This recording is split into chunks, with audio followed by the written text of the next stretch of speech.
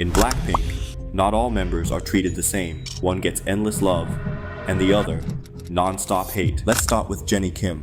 She became a target of hate even before Blackpink existed. Back then, she was just a trainee locked away in YG's basement for 6 years. Then, in 2012, she quietly appeared in G-Dragon's music video. Just played the role of his love interest. But that was enough. How dare a male idol feature a female trainee like that? That one scene started years of hate, 4 years before her debut, and many believe YG never thought it through, that Jennie was set up from the beginning. On top of that, Jennie and G-Dragon had a long-running dating rumor. She featured in another one of his songs, and they even performed it together on Inkigayo. That was a big break for a trainee, but also a big risk.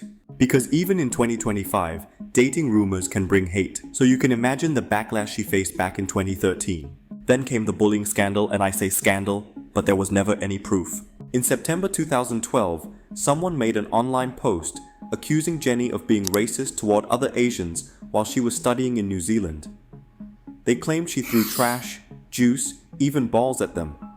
It honestly sounded more like a K-drama script than real life. YG took it seriously. Police tracked down the source, a man named Mr. Lee, who turned out to be a known YG hater trying to sabotage the upcoming group. Even Jennie's former classmates spoke up to defend her. But the controversy never fully went away. It kept resurfacing, again and again. In 2021, when school bullying accusations were everywhere, people started asking for Jennie to be reinvestigated. One controversial YouTube channel, the same one that exposed Kim Soo-hyun, claimed to have new evidence, but they ended up deleting their own video. And even now, in 2025, it hasn't stopped. A recent clip of Jennie asking her staff to tie her shoelaces a certain way went viral, and suddenly, she's being called rude, arrogant, even abusive. Netizens brought up the same scandal again in 2025. Was Jennie's bullying controversy ever really disproven? Netizens just kept adding more to the list, accusing her of underage drinking, being rude to Jisoo, and acting like a spoiled YG princess. And yes, Jennie was labeled as YG's princess after debut. A common belief is that she was pushed more than the others, especially in the early days. She had pre-debut features and was branded as the next it girl. Some even argue she had better outfits, more screen time, and in 2018, just 2 years after Blackpink debuted, she got the first solo. That solo debut? It started a hate train that lasted for years. People forget Jennie trained the longest among Blackpink, 6 years in that basement, with no guarantee she'd ever even debut, so she deserved to have first solo debut. It was as simple as that. But during her solo era, the hate hit at its peak. Even if she was just standing still, netizens would attack her for having a resting bitch. Every little expression became a reason to criticize. And then came the dating scandal. Dispatch dropped a full dating route between Jennie and Kai. Photos, locations, everything. Kai even posted picture Jennie took, which basically confirmed it. And that was it. How dare she? The backlash was loud, brutal, and non-stop. And then came the Lazy scandal, a label that stuck with Jennie and still follows her, even now. Even during the Born Pink tour, clips of her dancing started going viral. Some people said she was barely trying, that she looked tired, unbothered, even lazy. And when she performed at Coachella in 2025, the same comments came back. Honestly, I don't think she really had the stamina to keep up with the performance. If I was Jennie, what I would do is that I would link up with Matthew Knowles, Beyonce's dad, and I'd get Matthew to put me on the treadmill with a microphone and get me singing while I run. And this is what Boa used to do as well, Boa the K-pop legend. So when she was in her trainee days, she actually would run around her dance practice room with a microphone while singing live. And I think just Jennie needs to improve her stamina and ensure that she has breath control so she can actually fill up a whole hour set confidently.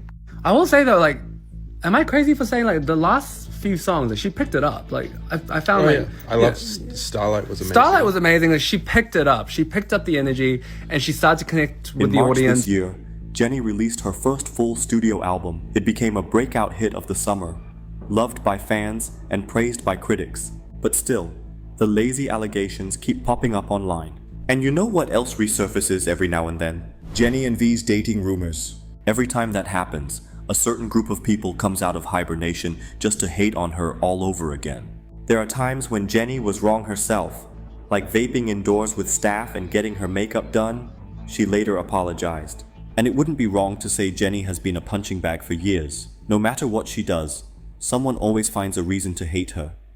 And then we have Jisoo, often seen as the most loved member of Blackpink. Now, if you ask her solo stans, they'll tell you she's had her share of hate too, just like the others. And that's true. But it's also true that Jisoo is widely beloved. Why? Simply because she's the definition of a perfect idol. Very few artists can do it all. Sing, dance, act, model, and still fit the K-pop image so effortlessly. But Jisoo does. She was the second member revealed back in 2012, right after Jennie. And from the start, her visuals stood out. She didn't just meet the Korean beauty standard, she defined it. As time passed, she only got more stunning. At one point, people wanted her as the lead in True Beauty because she looked like she walked straight out of a webtoon. But I personally believe Jisoo was also a victim of her own beauty, especially in the early days. Older Blinks probably remember the comments like, in Blackpink, one can rap, one can sing, one can dance. What does the fourth one do? The answer? Visuals. That's it.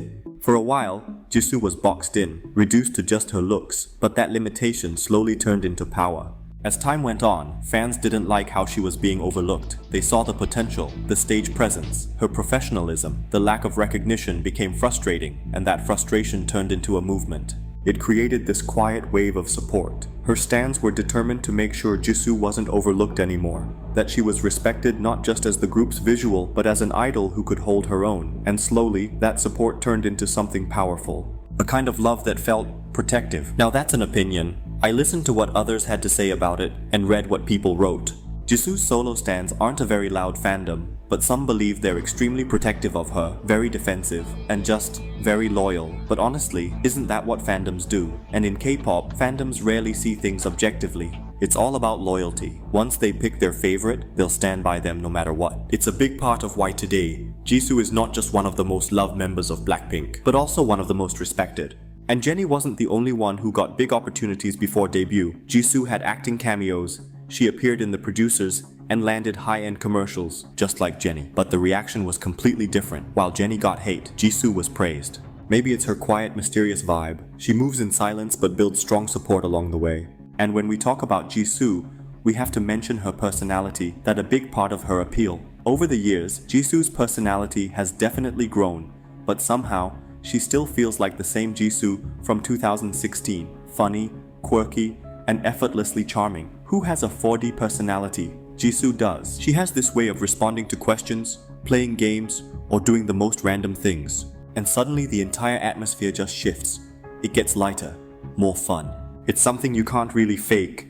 She just has that effect on people. One thing Jisoo has been praised for recently is staying true to her roots and values. While some members are clearly moving toward building a global presence in music, Jisoo has remained closely connected to Blackpink's domestic fan base. She knows who her core audience is. She knows who she's making music for and how she wants to be seen. In many ways, she's stayed grounded, while others chase international recognition. And netizens don't miss that contrast. They often point out how different Jisoo is from the rest. But for her, it's a practical choice. Jisoo doesn't speak fluent English, so instead of forcing something that doesn't feel natural, she leans into what she knows. And that's exactly why it works. And honestly, that's a smart move. People were upset that she was the last member to get a solo debut, but she played it differently. She knew she wanted to pursue acting, and she chose Snowdrop as her first big step. That decision paid off. Now her next movie is already one of the most anticipated projects this year. And it's not just about visuals anymore. Jisoo is a lead vocalist. She can sing, she can dance, and she can act. You rarely hear people complaining about her lacking in any area. And let's not forget, she's been in the spotlight for years yet somehow. She stayed out of controversy. Search up Jisoo controversy, and most of what pops up isn't even about her. It's about her brother. That's rare in this industry. How can someone be in the media for this long, under this much pressure, and still have a clean record? It almost feels impossible. That's exactly why she fits so perfectly into the ideal idol image. She's not just a favorite among Blinks, she's often the favorite outside of Blackpink's fandom too. I've seen people say, I don't like Blackpink, but I like Jisoo. And that says a lot. Jisoo is still the most liked, the most accepted, and the most respected. So it's not wrong to say she's the most loved and the most protected member of Blackpink. Unlike Jisoo, Lisa has been getting a lot of hate, especially lately. Lisa is a phenomenal performer. That's not up for debate.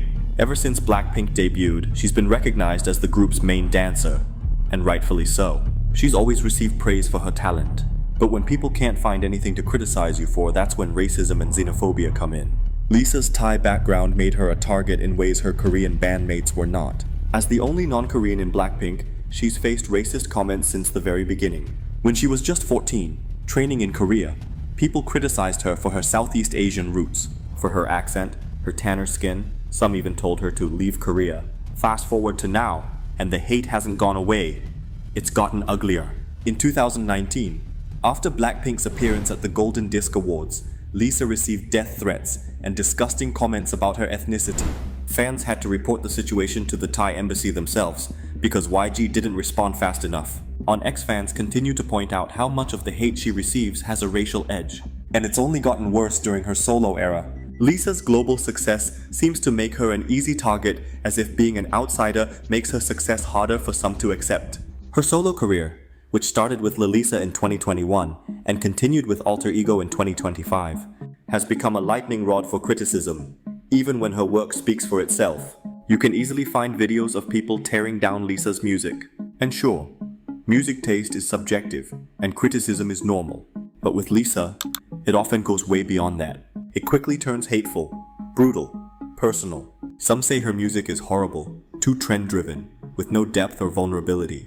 On platforms like Reddit, critics argue that her solo work lacks a clear identity, especially when compared to Rose's or Jennie's, which they claim feel more authentic. A lot of that goes back to how YG handled her. They pigeonholed Lisa as the group's rapper, so now, anytime she tries to sing or experiment with different genres, people treat it like she's forcing something that isn't hers, like she's trying too hard to be someone she's not. Then there's the hype backlash. Lisa was the fan favorite for years, a killer dancer, solid rapper, and the group's all-around ace.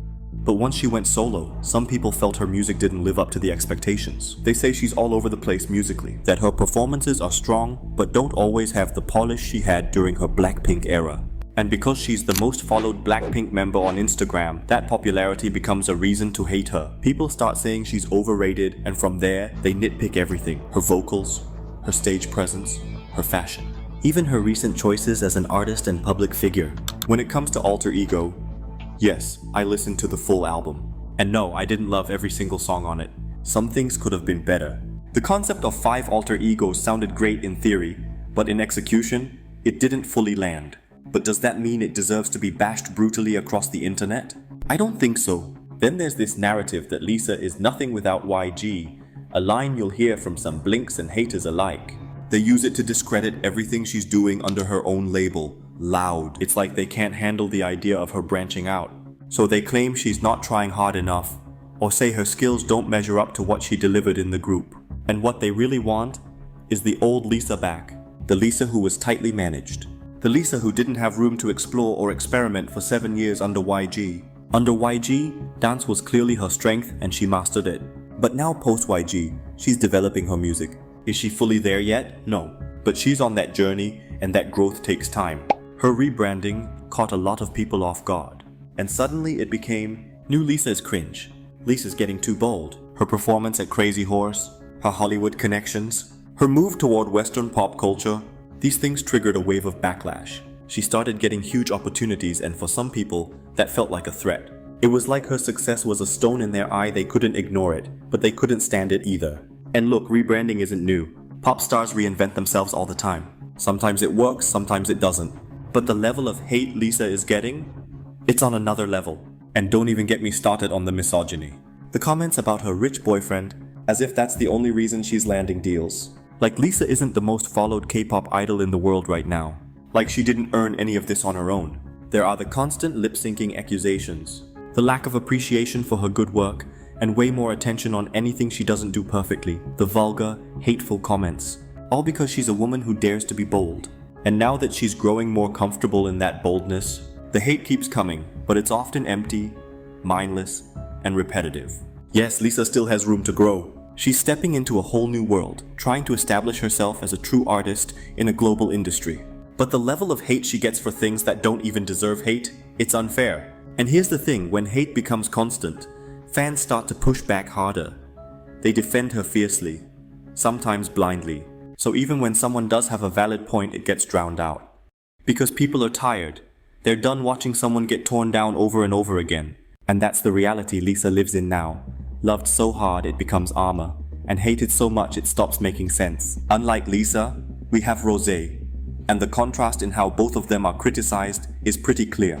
Like I said earlier, all four girls get some level of hate and criticism. Pretending they don't is just being delusional. But Rose stands out because when people criticize her, it rarely turns into full-on hate. Most of the time, it stays in a space that feels respectful. It's more like feedback, not attacks. It's way less vicious, and that's my observation over the years. One of the biggest reasons Rose avoids intense hate is her personality. She has this down-to-earth, girl-next-door vibe that feels incredibly relatable, especially to international fans. And after her solo debut, that emotional openness she poured into her music, that's what made people connect to her even more. It's simple. A breakup song is always going to hit harder than a flex song about money and fame. Because let's be real, most of us are heartbroken messes. We want music that reflects how we actually feel. And that's exactly what Rose gives. I still remember how much I loved On the Ground when it dropped. The lyrics, the mood, you could see yourself in it. And suddenly, Rose didn't feel like a distant celebrity. She felt like someone you knew. Her recent track APT with Bruno Mars did the same thing. It hit her core audience so hard, people are already calling it the next generation Baby Laurie. That emotional storytelling is her strength. Fans love that she talks about her struggles. It makes her feel real, not just another K-pop idol playing a role. And in Rose's case, it doesn't come off as forced or fake. She leaned into what she was already known for, that emotional, introspective vibe. People say her music sounds like Taylor Swift or Olivia Rodrigo, and yeah, that comparison is fair. But instead of it being a reason to hate, for Rose, it kind of works in her favor. Blinks are Blackpink's biggest strength, but sometimes, those same solo stan Blinks become their own members' worst haters. And if we look back, Rose experienced less fandom rivalry compared to the others. She was always seen as the golden voice of the group. Yes, people recognized her talent early on. She was doing her work quietly, without being pushed as the face of Blackpink, unlike Lisa and Jennie, who were often hyped as the group's stars. And honestly, not being overly hyped in the beginning might have protected Rose. It saved her from a lot of the constant, unwanted, and pointless hate that the others had to face. She has a less polarizing persona, has a more neutral or balanced public image, doesn't make bold public moves that provoke controversy or draw extreme reactions. Her rebranding was subtle, not loud or controversial. She didn't dramatically change her image or shock people. She simply leaned deeper into the emotional, artistic side she was already known for. And because of that, people accepted the change more easily. At the end of the day, all four Blackpink members have had very different experiences, even while being in the same group, had their own it factors. Jennie had star power and stage presence that drew people in, and criticism just as fast. Jisoo had the perfect idol image, calm, steady, and hard to hate. Lisa had unmatched performance skills and global appeal, but also faced the harshest backlash. And Rose had emotional depth and relatability that made people connect with her on a personal level. They've all been praised, they've all been picked apart, but one thing is clear, they've all made an impact. Different journeys, different struggles, same group, and that's what makes Blackpink who they are.